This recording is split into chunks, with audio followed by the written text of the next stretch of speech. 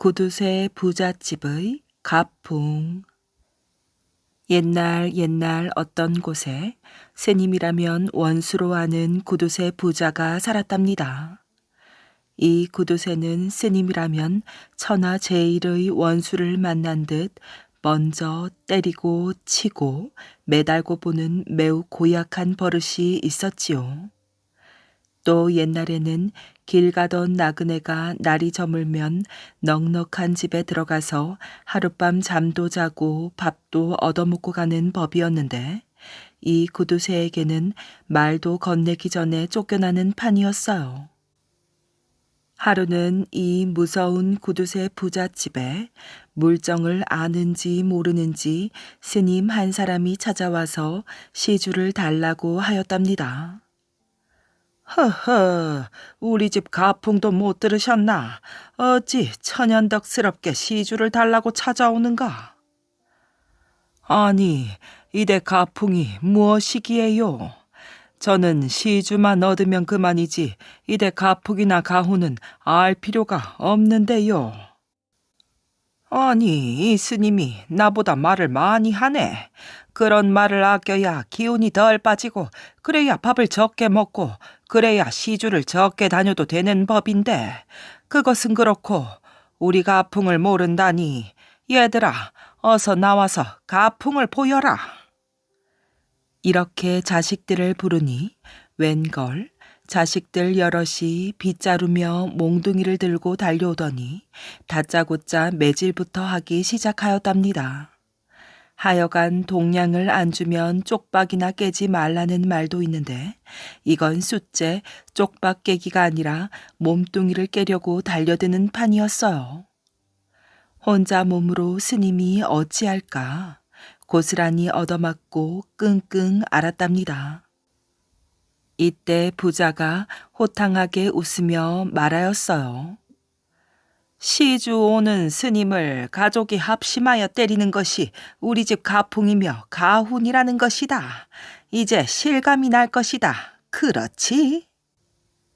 이렇게 약을 올리는데 금방 끙끙 앓던 스님이 어느새 기운을 차렸는지 말을 하는 것이었어요. 아이고, 이 집 가풍 하나 대단하십니다.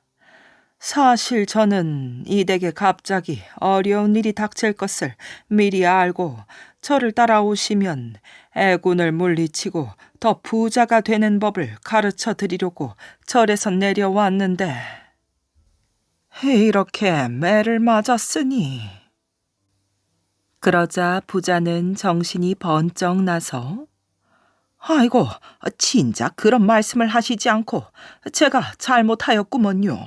아가, 어서 여기 시주 자루에 쌀 한 대만 담아드려라. 하였답니다. 이렇게 말하고 스님을 따라서 집을 나섰지요. 스님은 감정도 없는지 모두 용서하였는지 부자를 탓하지 않고 태연히 앞장서서 가는 것이었어요. 부인과 며느리는 매를 맞은 스님이 해코지나 안갚음을 하지 않겠느냐고 하면서 말렸습니다만 부자는 무조건 뒤따라 가는 것이었어요. 먼 길을 함께 걸어온 스님과 부자는 하루 저녁을 같이 자게 되었지요. 밥도 많이 먹은 데다가 스님은 가짜 스님인지 막걸리를 시켜서 부자하고 건커니 작거니 실컷 먹어대었답니다. 둘 다 곤드레 만드레 드르릉 드르릉 잘도 자는 것이었어요. 이튿날 날이 밝았지요. 하고 기지개를 켜고 일어난 부자는 같이 자던 스님을 찾았답니다. 아니, 이 스님이 어디로 갔나? 어디 세수를 하러 갔나? 아니, 내 갓이 어디 갔지? 아니, 내 옷은 또 어디 가고? 그러면서 머리를 만져보니 이게 웬일인가요? 상투가 홀랑 사라져 버렸답니다. 아래를 보니 또 이것은 무엇이지요? 양반 복장은 어디 가고 어느새 스님의 옷이 입혀져 있었어요. 손에는 염주가 걸쳐 있고 한쪽 어깨에는 시주 자루가 있었답니다. 상투 틀고 도포 입은 부자 양반은 어디 간 것일까요? 아니, 이게 누구야? 내가 어디 갔어? 나는 어디 가고 여기에 스님이 있나? 그럼 내가 원래 스님이었던가? 그게 아닌데. 하여간 어서 집에 가서 정신을 차려보자. 그러면서 후다닥 나오다가 밥값하고 방값을 내지 않고 도망가는 불량한 스님이라고 주막 주인에게서 매를 맞고는 아픈 몸을 이끌고 간신히 집에 들어서니 눈물이 왈칵 났답니다. 그런데 이건 또 무슨 날벼락인가요? 부자의 아내가 소리를 버럭 질러대었어요.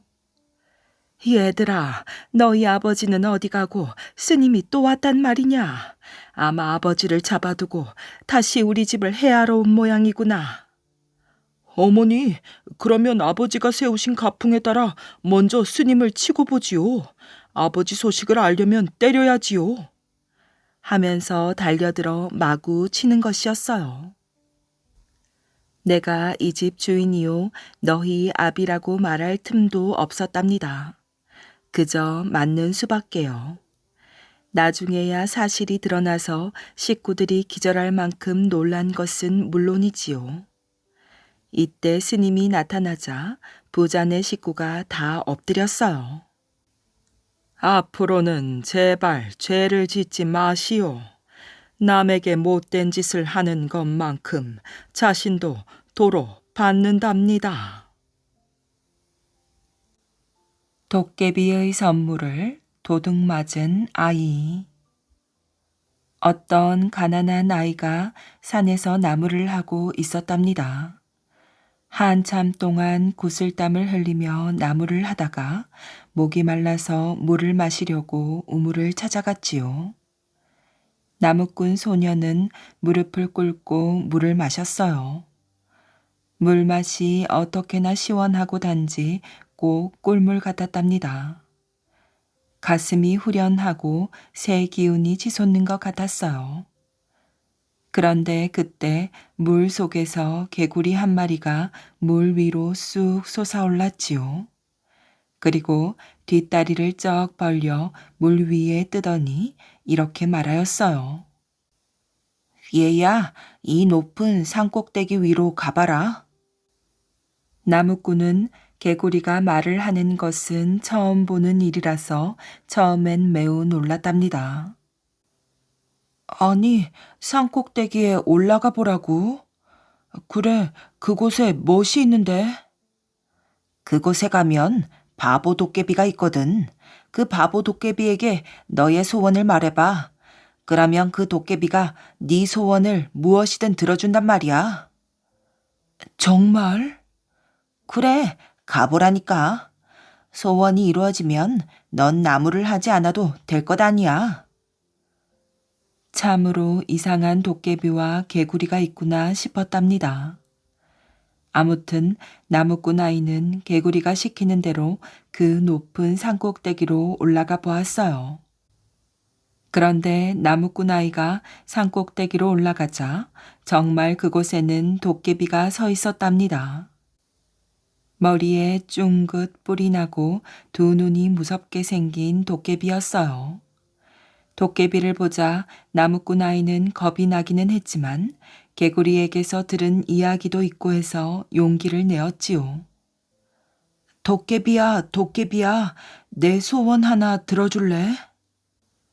네 소원이 뭔데? 그 목소리는 의외로 부드러웠어요. 나무꾼 아이는 그제야 마음이 놓였답니다. 이제 나무를 하지 않아도 부자가 되는 좋은 수를 좀 가르쳐줘. 부자가 되는 수? 그거야 쉽지. 내가 당나귀 한 마리를 줄 테니 몰고 가렴. 당나귀를 몰고 가면 부자가 될 수 있어? 그럼 이 당나귀가 부자 되는 미천이 된단 말이야. 이리하여 나무꾼 아이는 바보 도깨비에게서 당나귀 한 마리를 얻었답니다. 나무꾼 아이는 몹시 기뻤어요. 당장 부자가 안 된다 하더라도 없던 당나귀가 생긴 것만으로도 마음이 흐뭇하였지요. 나무꾼 아이가 당나귀를 몰고 집으로 돌아오는데 그만 해가 졌답니다. 높은 산꼭대기까지 오르느라 시간이 많이 걸렸기 때문이었어요. 그래서 아이는 어떤 주막으로 들어갔지요. 맨몸으로 길을 걷는 것도 아니어서 주막에서 자고 갈 작정이었어요. 주인장, 이 당나귀를 잘 맡아주세요. 이 당나귀는 부자로 만들어주는 신기한 당나귀니까요. 그래라, 염려 말고 자거라. 그러나 나무꾼 아이는 좀처럼 잠이 오지 않았답니다. 이제 고된 나무를 하지 않아도 부자가 된다고 생각하니 가슴이 뛰어 잠이 오지 않았지요. 그런데 이튿날 아침이었어요. 나무꾼 아이는 주인을 보고 간밤에 맡겨둔 당나귀를 달라고 하였지요. 얘야, 이 일을 어쩌면 좋으냐? 이 당나귀가 어디로 가버렸는지 아침에 보니 없지 않느냐? 정말 미안하게 됐는걸. 그것은 거짓말이었어요. 간밤에 나무꾼 아이한테서 부자가 되는 당나귀란 말을 듣고 욕심이 생겨 몰래 다른 곳에다 숨겨둔 것이었지요. 그러니 제가 뭐라 했어요. 단단히 맡아달라 부탁했지 않습니까? 하지만 얘야, 낸들 그 이상 어떻게 하니? 마구간에서 고삐를 붙들고 함께 잘 수도 없고 말이다. 하는 수가 없었지요. 나무꾼 아이는 쥐었던 보물을 놓쳐버려 안타깝기 이를 데가 없었으나 할 수 없었답니다. 주인을 원망해 보았자 이젠 어쩔 도리가 없었지요. 나무꾼 아이는 다시 그 바보 도깨비를 찾아갔어요.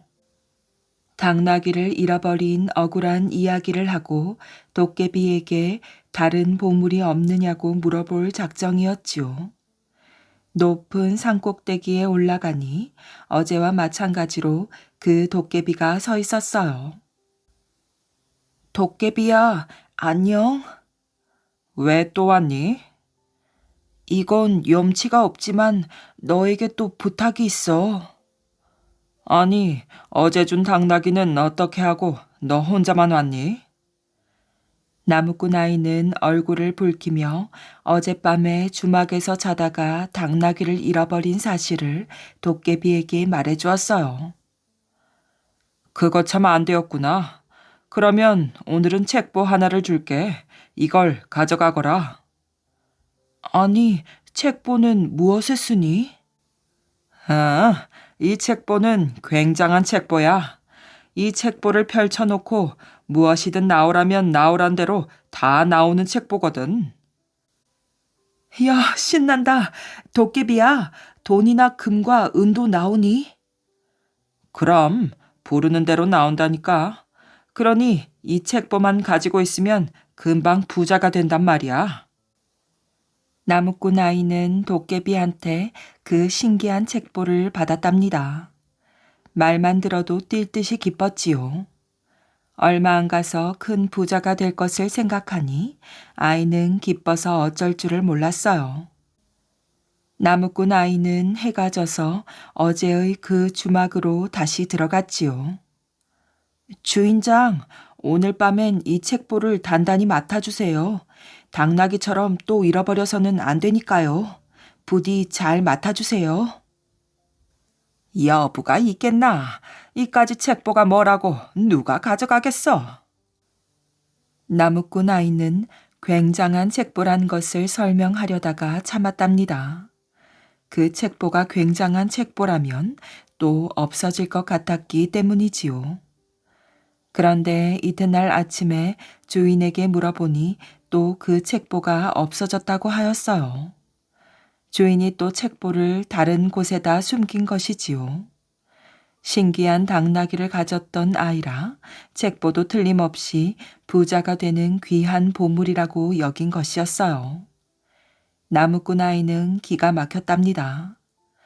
주저앉아서 엉엉 울고 싶었지만 다시 도깨비를 찾아가기로 하였어요. 나무꾼 아이가 다시 그 산꼭대기로 찾아가자 도깨비가 먼저 말을 걸어왔어요. 얘야, 또 무슨 일로 찾아왔니? 나무꾼 아이는 차마 입을 열 수가 없었답니다.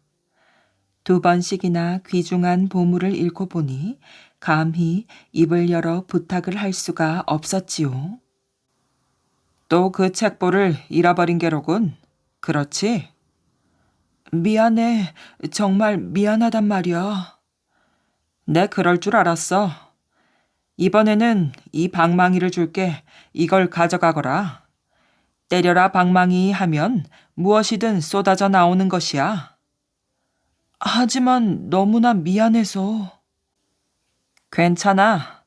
하지만 이 방망이를 주막 주인에게 맡길 때 때려라 방망이 하면 무엇이든 쏟아진다고 설명을 해주고 단단히 보관을 해달라고 전하거라. 아니, 그러면 또 없어진단 말이야. 아니야. 이번에는 그렇지 않을 거야. 두고 보면 알 거야. 내 시키는 대로만 하란 말이야. 나무꾼 아이는 다시 주막으로 갔답니다. 어쩐지 주막 주인이 나쁜 도둑으로 보여서 기분이 좋지 않았어요. 그러나 해가 져서 자고 가지 않을 수 없었답니다. 주인장, 또 왔어요.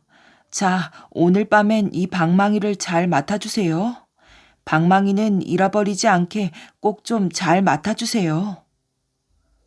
헌데 이 방망이는 무슨 방망이길래 또 맡아달라는 것이냐? 이 방망이는요, 때려라 방망이 하면 무엇이든 쏟아져 나오는 아주 귀한 방망이에요. 허허, 참, 별 방망이도 다 있군. 그래, 염려 말라고. 내 이번에는 아주 단단히 주의해서 맡아주마. 나무꾼 아이는 이 방망이마저 잃어버리면 다시는 도깨비에게 갈 수가 없다고 생각하였어요. 그런데 조금 있으려니까 바깥이 부산스럽더니 곧 울음소리가 들려왔어요. 나무꾼 아이가 나가보니 방망이가 주인을 마구 때려서 주인이 그만 죽었다는 것이었지요. 참으로 이상한 방망이였어요. 이때에야 나무꾼 아이는 도깨비가 그 방망이를 줄 때의 한 말이 생각났답니다. 결국 못된 주인에게 도깨비가 벌을 내린 것이었어요. 나무꾼 아이는 주막집 가족들을 불러서 당나귀와 책보 이야기를 해주었답니다. 그리고 그것들을 훔쳤기 때문에 벌을 받은 것이라고 타일렀지요. 자, 이제 그 당나귀와 책보를 제게 돌려주세요. 그대로 숨겼다가는 또 이 집에 어떤 벌이 내릴지도 모르니까요. 그러자 주막집 가족들은 벌벌 떨며 숨겨둔 당나귀와 책보를 가져다가 나무꾼 아이에게 돌려주었어요. 그리고 제발 이런 벌이 다시 안 내리도록 해달라고 애원을 하였지요. 이리하여 주막을 나선 나무꾼 아이는 당나귀와 책보를 가지고 집으로 돌아왔답니다. 그리고 그 뒤 아주 큰 부자가 되어 잘 살았답니다. 닿기만 하면 금을 만드는 손. 옛날하고도 옛날 그 옛날의 일이랍니다. 어느 시골에 매우 가난한 사람이 살았지요. 이 집안은 대대로 가난하여 찬바람이 나는 듯 하였어요. 그러던 어느 날이었답니다. 먼 곳에 사는 친척 한 사람이 찾아왔어요. 친척은 가난하게 사는 이 사람을 보자 측은한 생각이 들었답니다. 여보게, 정말 고생이 많네. 자네같이 마음씨 곱고 부지런한 사람이 이렇게 못 살다니 어디 말이나 되는 것인가. 정말 하늘도 무심하시지. 아닙니다. 제가 태어날 때 복을 타지 못해서 그런가 봅니다. 자네 어떤가? 내 말을 듣겠는가? 매일 밤 자정에 뜰에다 자리를 깔고 정한수를 떠놓고는 천지신명께 치성을 드려보게. 자네같이 어진 사람은 치성이 지극하면 하늘도 소원을 들어줄 걸세. 이렇게 권하였어요. 사실 옛날에는 이런 미신을 믿는 사람이 많았답니다. 기뻐도 슬퍼도 천지신명께 아뢰고 자기의 소원이나 꿈이 이루어지도록 천지신명께 빌었지요. 친척이 돌아가자 가난한 사람은 친척이 권하는 대로 매일 밤 천지신명에게 치성을 드렸어요. 엎드려 삼가 천지신명께 비나이다. 저의 소원은 그저 금을 많이 가지는 것입니다. 저의 손이 닿는 것은 모두 금이 되게 해주옵소서. 가난하게 사는 저의 소원을 들어주시기를 간절히 비나이다. 이렇게 말하며 절을 하였답니다. 골똘히 금덩어리만을 생각하며 몇 번이고 몇 번이고 절을 하였지요. 수십 번, 수백 번 지쳐 쓰러질 때까지 무수히 되풀이해서 절을 하였어요. 그러다가 가난한 사람은 지쳐서 마침내 자리에 쓰러지고 말았답니다. 그런데 내려다보니 절을 할 때 손을 짚었던 자리가 금으로 변해 있었어요. 참으로 신기한 일이었지요. 이것을 본 가난뱅이는 기뻐서 어쩔 줄을 몰랐답니다. 자기의 소원대로 이루어졌어요. 가난뱅이는 일어서서 덩실덩실 춤을 추었답니다. 자기의 소원을 들어준 천지신명도 고맙고 며칠 전에 찾아왔던 그 친척도 고맙기 이를 데 없었지요. 사실 그 친척이 가르쳐주지 않았더라면 오늘의 이 기쁨을 얻을 수가 없었을 것이에요. 가난뱅이는 한참 동안 춤을 추다가 마루로 올라갔답니다. 그러고는 기둥을 만져보았어요. 그런데 또 이게 웬일입니까? 이번에는 기둥이 금기둥으로 바뀌어 있었어요. 가난뱅이는 눈이 번쩍 띄었답니다. 이번에는 마루를 만져보았어요. 그 순간 마루도 금마루로 바뀌었지요. 가난뱅이는 모든 것이 금으로 바뀌어 가자 하늘에라도 올라간 듯 기뻐서 어쩔 줄을 몰랐답니다. 가난뱅이는 이 기쁨을 아내와 아이들에게 알려야겠는데 그날 밤엔 아내도 아이들도 집에 없었지요. 아내는 그날 낮에 아이들을 데리고 친정에 가고 없었어요. 친정에 가서 양식이라도 얻어온다면서 갔는데 그날 밤은 친정에서 자는 모양이었어요. 가난뱅이는 이럴 때 하늘을 날 수 있으면 얼마나 좋을까 하고 생각해 보았답니다. 훨훨 처갓집으로 날아가서 이 기쁜 소식을 아내와 귀여운 아이들에게 전할 수도 있으련만. 가난뱅이는 방으로 들어갔답니다. 아내의 찌그러진 농이며 반지꼬리가 눈에 띄었어요. 손때가 묻고 일그러져 참으로 초라해 보였지요. 가난뱅이는 얼른 그것들을 손으로 쓰다듬었어요. 그러자 그것들도 그 순간 누런 금으로 바뀌었답니다. 이번에는 벽을 만지고 방바닥도 만졌지요. 그것들 역시 만지는 순간 다 금으로 바뀌었어요. 무엇이든지 손에 닿기만 하면 다 금으로 바뀌었답니다. 가난뱅이는 잠이 오지 않았어요. 아니, 너무나 기뻐서 도저히 그대로 잘 수가 없었답니다. 가난뱅이는 노래를 부르기 시작하였어요. 얼씨구 좋구나, 지화자 좋구나. 앞들에도 금노다지, 뒤뜰에도 금노다지. 풍악소리 울리어라, 천하 제일 부자 되었네. 그러면서 어서 밤이 새어 날이 밝기를 기다렸답니다. 동만 트면 집안의 모든 것들을 다 금으로 만들어 놓고 아내와 아이들이 돌아오면 깜짝 놀라고 기쁘게 해주려고 하였지요. 이제 아내가 양식을 얻으러 친정에 가지 않아도 넉넉하게 살 수 있게 되었다고 생각하니 너무나 기뻤답니다. 마침내 날이 새어 아침이 되었어요. 가난뱅이는 뜰로 나갔답니다. 뜰에 있는 담이며 나무를 손으로 만져 모두 금으로 바꾸었지요. 그러고 나니 온 집이 누렇게 금빛으로 가득 차 있었어요. 가난뱅이는 이때 배가 고파서 무어 먹을 것이 없나 하고 부엌으로 들어갔답니다. 그런데 이게 웬일입니까? 솥을 열어 안을 보려는데 솥이 황금으로 변해 있었어요. 그리고 솥 안에 든 밥그릇을 드러내니 밥그릇과 밥이 다 금으로 바뀌었지요. 가난뱅이는 배가 고파도 이제 먹을 수가 없게 되었어요. 하는 수 없이 물이라도 떠 먹으려고 물을 뜨니 이번에는 물도 금으로 바뀌어 버렸지요. 일이 이렇게 되고 보니 아무것도 먹을 수가 없게 되었답니다.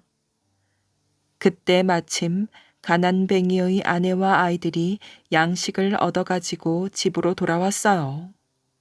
가난뱅이는 아내와 아이들을 덥석 잡고 지금까지의 이야기를 하려고 하였지요. 그런데 그 순간 아내와 귀여운 아이들이 또 금으로 바뀌어 버렸답니다. 참으로 놀라운 일이 아닐 수가 없었어요. 이제는 사랑하는 가족들까지도 다 금으로 바뀌어 버렸지요. 가난뱅이는 눈물이 쏟아져 내렸어요. 먹으려 해야 먹을 수도 없고 가족들까지도 금으로 바뀐 이상 금이 있기로서니 무슨 소용이 있겠습니까? 가난뱅이는 모든 것이 귀찮았어요. 이젠 금도 지긋지긋하였지요. 땅을 치며 울부짖었어요. 내 사랑하는 아내와 아이들을 내어놓아라. 저 누런 금도 모두 가져가거라. 전부 가져가 버리거라.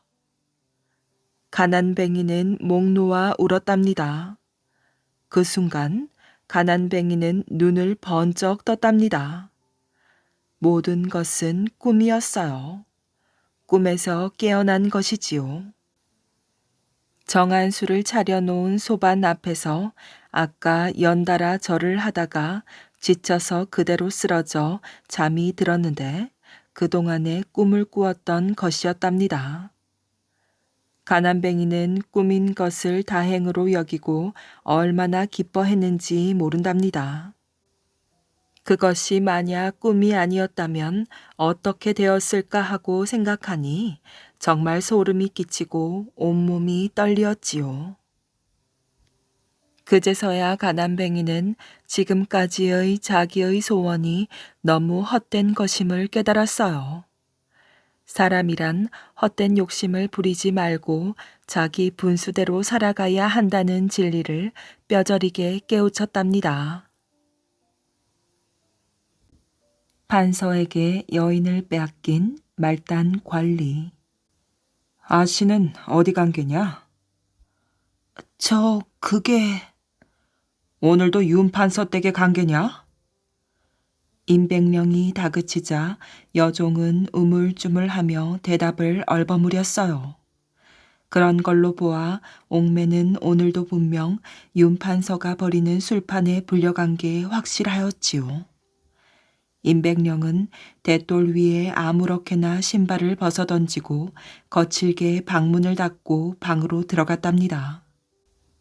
괘씸한 윤 판서놈 같으니. 임백령의 가슴 저 밑바닥에서부터 참을 수 없는 욕지기가 치밀어 올랐지요. 비록 옥매가 장락원의 기생이라고는 하나 자신과 옥매가 서로 은혜하는 사이라는 것은 이제 알만한 이는 다 아는 사실인데도 번번이 제 집의 술판에 옥매를 불러들이는 이유는 대체 뭐란 말인가. 임백령이 가슴속 분을 사귀지 못하고 끙끙대고 있는데 방문을 열고 여종이 주안상을 마련해 들어왔답니다. 날이 아씨께서 지난번처럼 그리 늦지는 않을 것이라 말씀하셨습니다. 내게 신경 쓰지 말고 가서 네 일이나 보거라. 술병을 소리나게 상에 내려놓으며 임백령은 여종에게 화풀이를 하였어요. 여종이 나가자 임백령은 생각에 잠겼지요. 어찌하면 윤판서가 옥매를 제 집 종 부리듯 멋대로 오라가라 하지 못할까? 그러나 아무리 임백령이 궁리에 궁리를 거듭해도 별 뾰족한 수가 떠오르지 않았답니다. 윤판서는 지금은 승하하셨지만 장경왕후 윤씨의 남동생으로 장차 이 나라 보위를 이어갈 세자마마의 외삼촌인 유님이었지요. 더군다나 유님의 권세는 현재 최고의 세력가인 기말로와도 그 끈이 닿아 있어 감히 어느 누구도 건드릴 엄두를 못 내었지요. 그런 윤판서에 비한다면 이제 겨우 말단 관리에 불과한 임백령은 윤판서가 부리는 세도 앞에서는 바람 앞의 등불과도 같이 언제 꺼질지 모르는 미미한 존재에 불과했답니다. 임백령은 자신의 신세를 한탄하며 내리 술잔을 비웠어요. 그러다 문 밖에서 기척이 들리면 옥매가 돌아왔나 싶어 얼른 방문을 열어보기도 하였지요. 그러나 매번 마당을 쓸고 가는 밤바람에 뜰에 선 물풀의 나무 가지들이 서로 가볍게 부딪히는 소리였답니다. 임백령은 처음 옥매를 만났던 밤을 자연스레 떠올렸어요. 임백령은 자신의 장원급제를 축하해주는 술자리에서 처음 옥매를 보았답니다. 그 순간 전신을 휩쓸고 지나간 짜릿한 전율은 평생 2번 다시 경험하기 어려울 만큼 강렬하여 아직도 뇌리에 생생하게 남아있었지요. 옥매 역시 임백령의 수려한 용모와 그를 잇는 선비다운 학식과 성품에 반하여 둘은 동석한 다른 이들은 안중에도 없이 서로 다정한 속삭임을 주고받았답니다. 이윽고 자리가 파하여 사람들이 모두 돌아간 후 둘은 자연스레 옥매의 처소로 함께 들었지요. 그리고 나란히 한 베개를 베고 누워 평생 부부의 연으로 살아갈 것을 맹세하였답니다. 임백령으로서는 옥매가 장락원의 기생인 것도 문제되지 않을 만큼 깊은 사랑에 빠진 것이었어요. 그날부터 임백령은 아예 옥매의 집에서 숙식을 하며 지내었지요. 옥매도 이런저런 핑계를 대며 되도록 바깥 출입을 삼갔답니다. 그런데 윤판서는 자신의 집에서 술판이 벌어지는 날이면 어떤 억지를 갖다 붙여서라도 기어이 옥매를 불렀고 옥매도 장락원의 기생인 이상 그의 명을 거역하기는 어려웠답니다. 임백령은 벌써 술을 2병이나 비우고 있었어요. 권력만 있으면 나는 새도 떨어뜨리는 더러운 세상. 임백령은 또 한 번 가슴 저 밑바닥에서 끓어오르는 욕지기를 간신히 도로 삼켰답니다. 그러고는 맥없이 앉아 금방 비운 잔에 술을 따르고 있는데 방문을 열고 옥매가 들어왔지요. 얼마나 시달렸던지 한눈에 보기에도 지친 기색이 역력하였어요. 이렇게 늦게 오는 걸 보니 꽤 재미가 좋았나 보구먼. 마음과는 다른 말이 불쑥 임백령의 입에서 튀어나왔지요. 옥매는 자리에 앉더니 대답 대신 임백령의 손에서 술병을 빼서 잔에 술을 따랐답니다. 약주가 과하신 것 같습니다. 무슨 상관이요? 나는 새도 떨어뜨린다는 새도가들에 비하면 나 같은 말단 관직에 있는 놈은 길가의 버러지보다 못한걸. 그러면서 임백령은 술을 냅다 들이켰어요. 옥매가 잠자코 앉아있자 임백령이 소리치듯 말했답니다. 왜 아무 말이 없는 게냐? 명문 세도가들과 어울리다 보니 이제 나 같은 건 안중에도 없더란 말이냐? 그러나 임백령은 그런 말을 한 것을 후회하였어요. 옥매가 울고 있었던 것이었답니다. 소리 없이 옷고름으로 눈물을 닦아내지도 못하고서 그저 머루같이 굵은 눈물방울을 고운 치마폭으로 받고 있었어요. 아니, 옥매. 임백령은 애간장이 끊어지는 듯해서 더는 말을 잇지 못하고 가만히 있었지요. 옥매는 살포시 임백령의 품속으로 안겨들었어요. 그러고는 임백령의 가슴에 머리를 기대었지요. 서방님, 잊으셨습니까? 서방님과 제가 처음 만나 운우의 정을 나누던 밤, 서방님과 제가 평생토록 부부의 연을 맺기로 한 맹세를 이젠 잊으셨다는 말씀이십니까? 서방님께서는 소녀가 윤판서 댁에 좋아서 간다고 생각하십니까? 정녕 그리 생각하십니까? 속으로 울음소리를 삼키던 옥매는 가느다랗게 흐느끼기 시작하였어요. 잘못했소. 정말 미안하구려. 못난 나를 용서해 주시오. 임백령의 눈가에도 안개의 입자처럼 습한 기운이 서렸답니다. 임백령은 품에 안긴 옥매의 등을 칭얼거리는 아기를 잠재우는 어미처럼 다독여 주었어요. 두 사람의 애잔한 흐느낌 소리는 밤이 깊도록 계속되었답니다. 그러나 채 며칠이 지나지 않아 두 사람은 이 밤보다 더 처절한 피눈물을 흘리며 생이별을 하였답니다. 유님이 강제로 옥매를 끌고 가 첩으로 삼아버린 것이었지요. 옥매가 유님의 첩으로 끌려간 후 임백령은 날마다 술에 취해 살았답니다. 그는 언젠가는 꼭 유님에게서 옥매를 다시 데려올 것이라고 맹세하였지요. 그리고 어떻게 해서든지 유님에게 복수하여 옥매와 자신의 가슴에 맺힌 한을 풀리라 절치부심하고 있었어요. 임백령이 그렇게 옥매에 대한 그리움과 유님에 대한 원한으로 괴로워하며 하루하루를 보내던 어느 날, 윤원형이 비밀리에 한 통의 서찰을 보내왔답니다. 내용인즉 의논할 일이 있으니 일간 만나자는 것이었어요. 임백령은 생각에 잠겼지요. 그가 무엇 때문에 나를 만나자는 것일까? 윤원형은 지금의 중전이신 문정왕후 윤씨의 오라버니로서 지금은 유님 일파와 남곤 일파의 세력에 밀려 길을 펴지 못하고 있지만 일만 잘 풀린다면 승승장구할 인물이었답니다.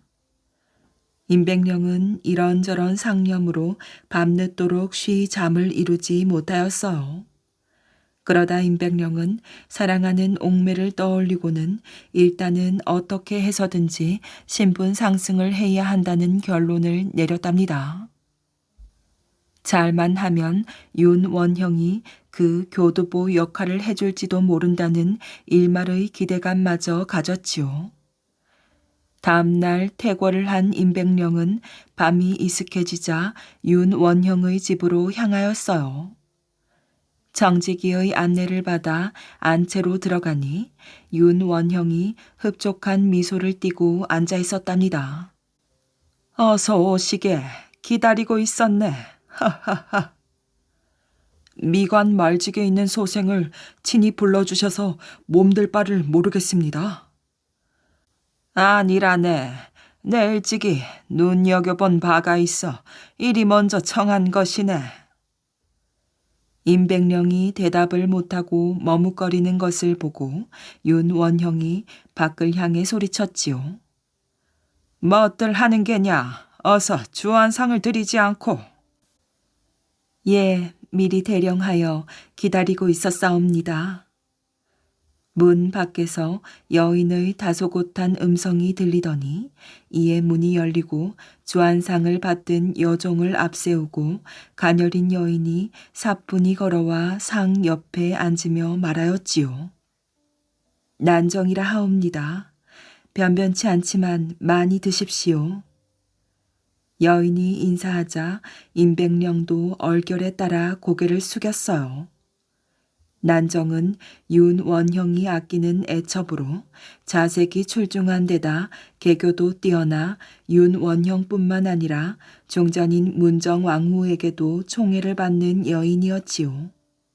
임백령이 보기에도 난정의 미모는 가히 출중하였어요. 나가 있거라 버릇없이. 윤원형은 꾸짖듯 말했으나 눈빛은 귀여워 죽겠다고 말하고 있었지요.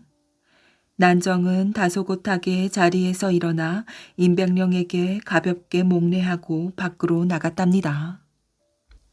먼저 윤원형이 임백령에게 술을 권하며 말하였어요. 자 밖에 나. 오늘은 자네가 내 집 손님이니 주인인 내가 먼저 권하겠네. 예, 그럼. 임백령은 다소 당황한 몸짓으로 윤원형의 술잔을 받은 다음 공손하게 두 손으로 술을 따라 올렸답니다. 자, 들게나. 오늘 마음껏 취해보세 그려. 윤원형은 술잔을 들고 임백령에게 권하였어요. 그렇게 해서 술잔이 몇 차례 오고 간 후 윤원형이 말하였지요. 네, 얘긴 들었네. 지금 자네 심정이 어떠할지 짐작이 가네. 송구하옵니다, 대감. 아닐세. 유님이 제 세도를 내세워 사람으로서 못할 짓을 한 것이 어디 한두 번인가. 이는 이 나라 온 백성들이 다 알고 있는 일이야. 술잔을 다시 입술로 가져가는 윤원형의 얼굴에는 분노의 기색이 뚜렷했답니다. 내가 자네를 긴히 만나고자 한 건 바로 유님 같은 자를 그대로 두고 볼 수만은 없어서라네. 하오면. 임백령의 입술이 잠깐 떨렸어요. 유님뿐만 아니라 같은 일파인 기말로를 비롯하여 경빈 박씨를 등에 업고 세도가 행세를 하고 있는 남곤과 심정일파도 모두 차례로 쓸어버려야지. 그제야 지난 며칠간 임백령의 머릿속을 혼란스럽게 했던 상념들이 깔끔하게 정돈되는 느낌이었답니다. 윤원형 대감의 야심 또한 만만치가 않구나.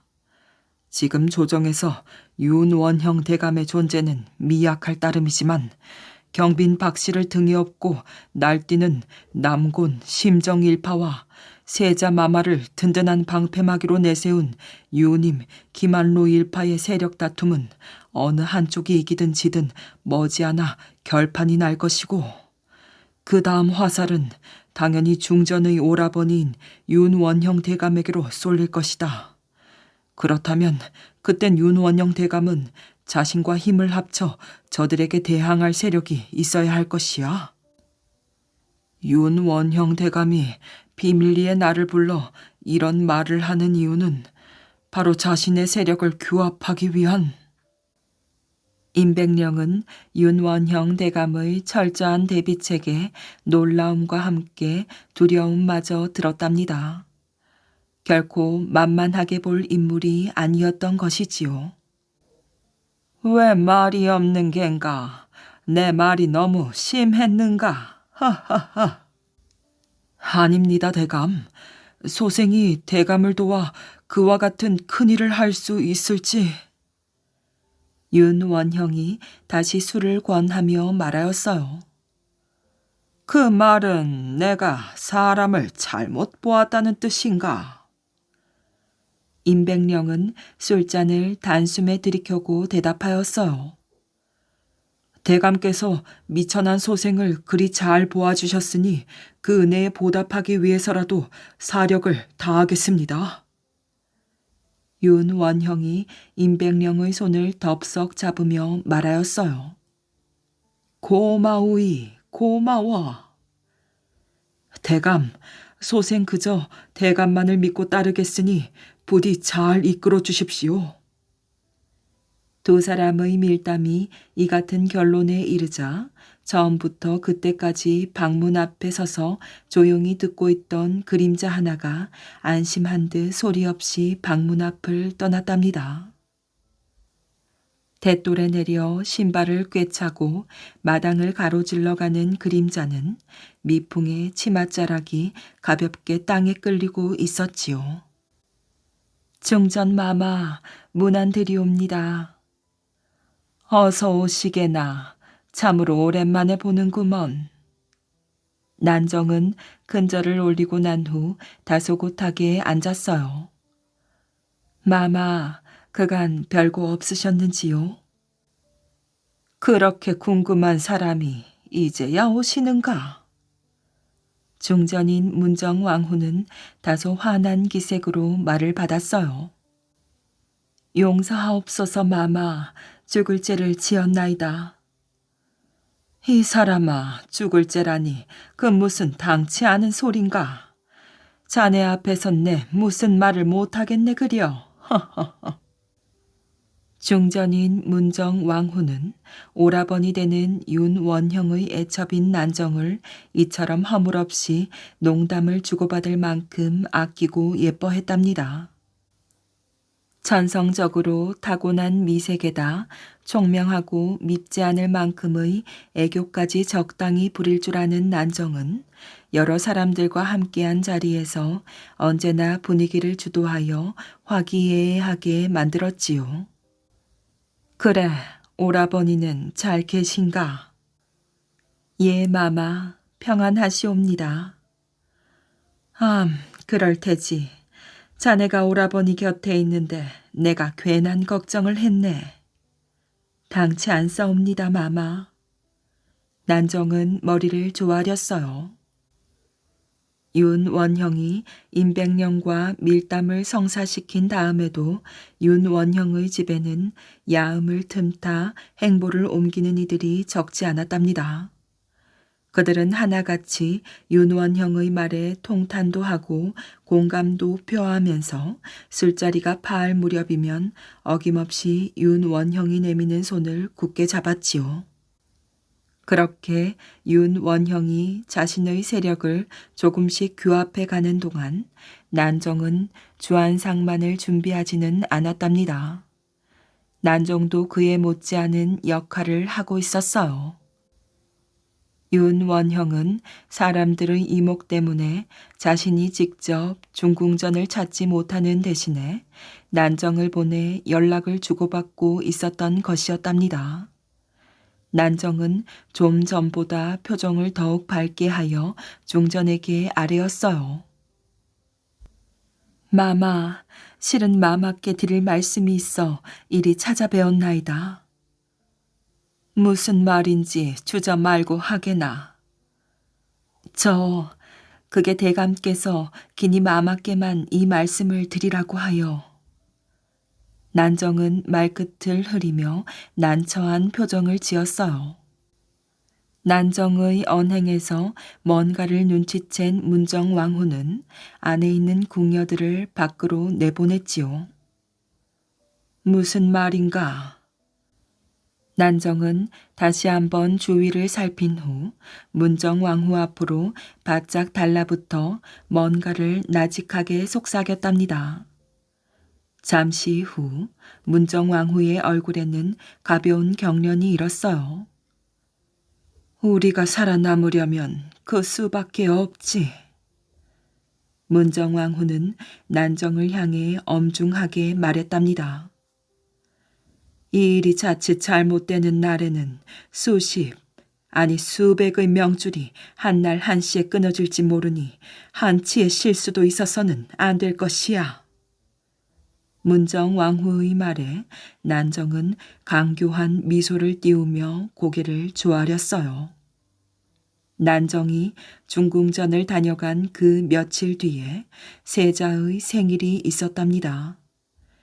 윤원형과 난정은 우선 세자의 생일을 이용하여 경빈 박씨와 그를 따르는 심정 남곤 일파를 제거하려는 계획을 세웠어요. 난정은 우선 궁녀를 매수하여 불에 그을린 쥐를 세자궁 뒤뜰 나뭇가지에 걸어 놓으라고 시켰지요.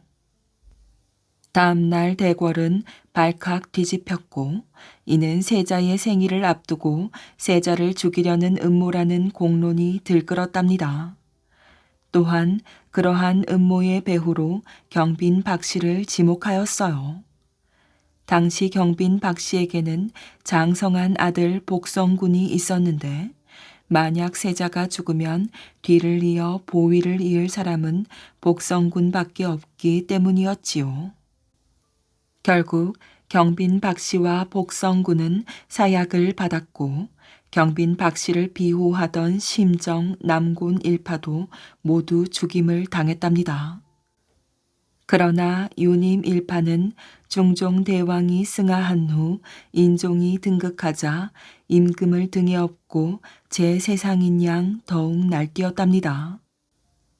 잠시 고삐를 늦추고 숨을 죽이고 있던 윤원형, 정순붕, 임백령 등은 인종이 보위에 오른 지 8달 만에 인종을 독살하고 문정왕후 윤씨의 아들인 경원대군을 새로운 왕으로 추대하니 이가 곧 명종이랍니다.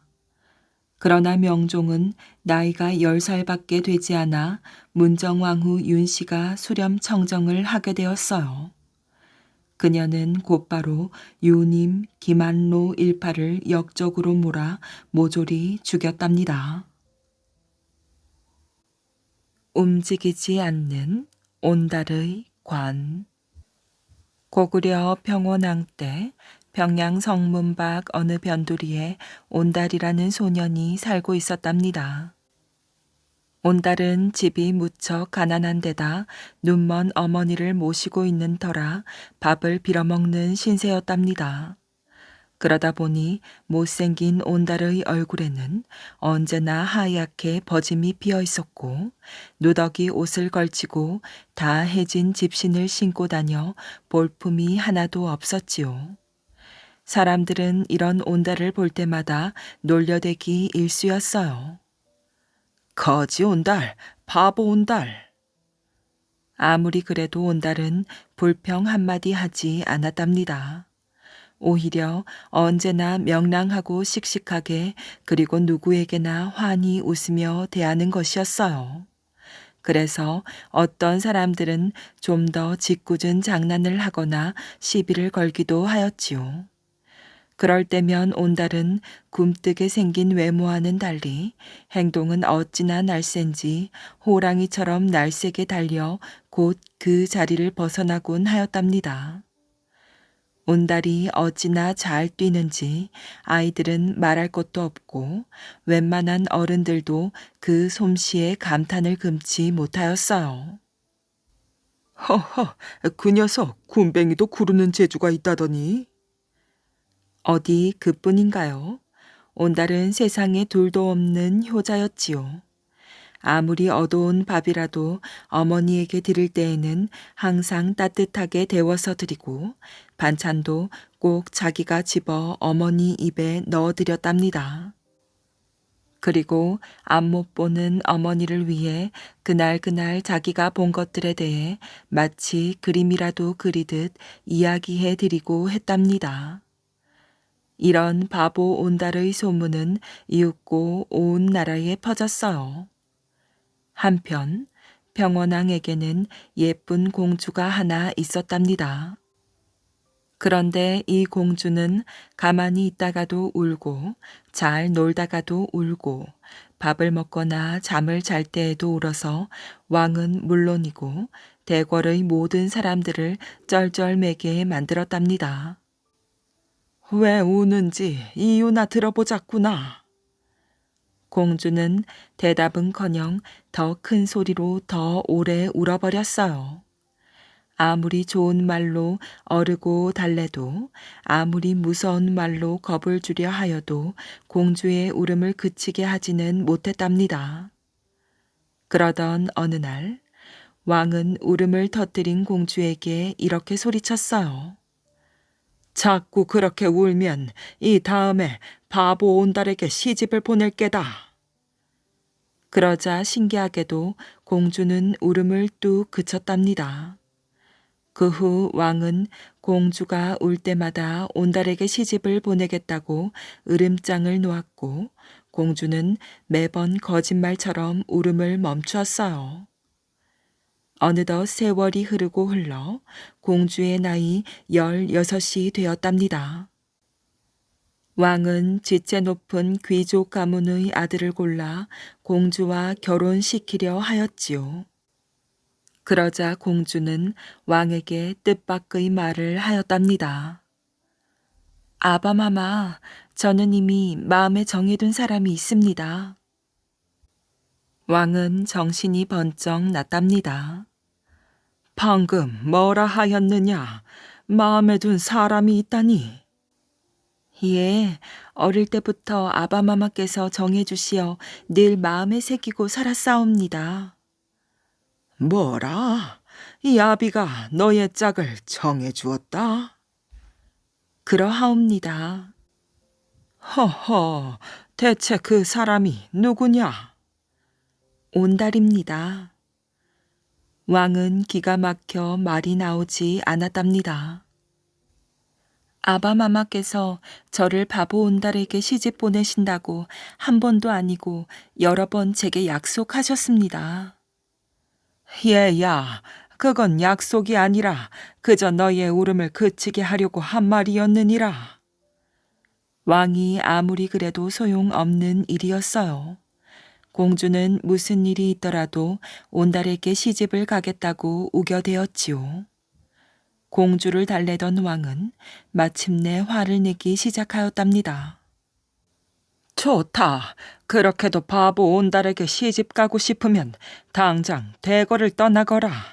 대신 이제 넌 내 딸이 아니다. 알겠느냐? 결국 대궐에서 쫓겨난 공주는 사람들에게 물어 바보 온달의 집으로 찾아갔답니다. 온달은 어느덧 청년이 되어 동양 대신 나무를 해다가 팔며 살아가고 있었어요.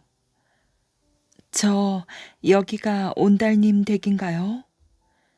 공주의 목소리를 듣고 온달이 밖으로 나왔답니다.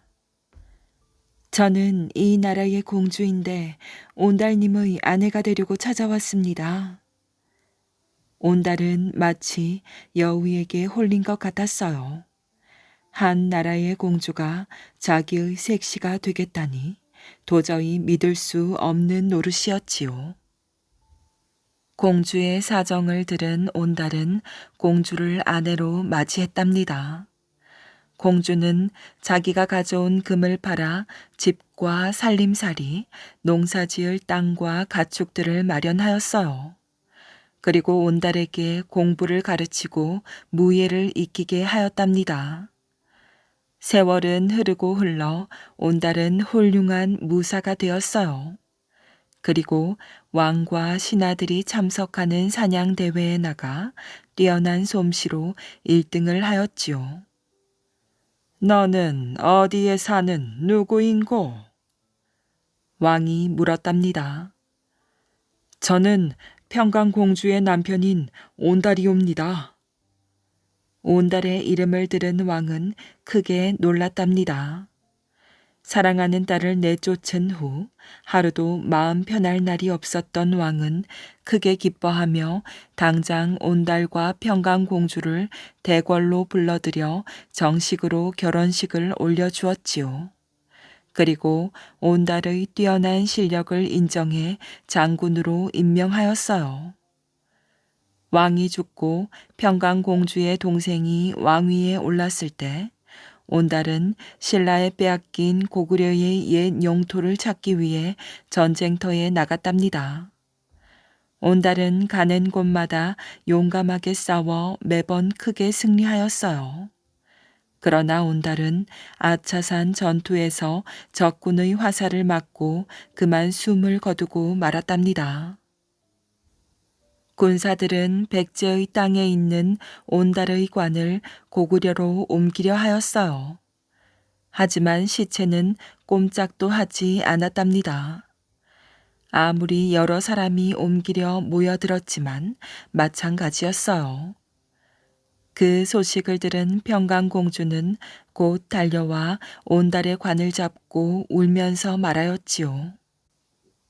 서방님, 국가를 위해 몸을 바치시다니 정말 장하십니다. 이제 그만 저와 함께 고향으로 가셔서 편히 쉬십시오. 신기하게도 평강공주의 이야기를 들은 온달의 관은 사람들에 의해 쉽게 옮겨졌어요. 나라에서는 온달의 장례를 크게 치러주고 그의 용맹함을 온 백성들에게 알렸답니다.